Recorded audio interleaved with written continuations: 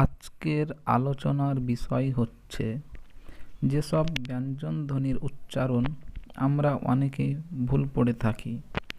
এসো জেনে নিই তার সঠিক উচ্চারণ কী হবে। কথা না বাড়িয়ে শুরু করা যাক। সেই সব ব্যঞ্জনধ্বনিগুলি হল বর্গীয় জ, মূর্ধন্য ন, দন্ত ন, তালব্য স, মূর্ধন্য স, দন্ত স। এবার সংক্ষেপে জেনে নেওয়া যাক এই 3 স এর উচ্চারণ সম্পর্কে। আমরা অনেকেই বলে থাকি তালব্যস্য, পেট কাটা মূর্ধন্যস্য, দন্তস্য। আসলে এটি সঠিক উচ্চারণ নয়। সঠিক উচ্চারণ হচ্ছে তালব্য স। কেন এই স তালব্য স? তালু থেকে উচ্চারিত হয় বলে এই সকে আমরা তালব্য স বলে থাকি।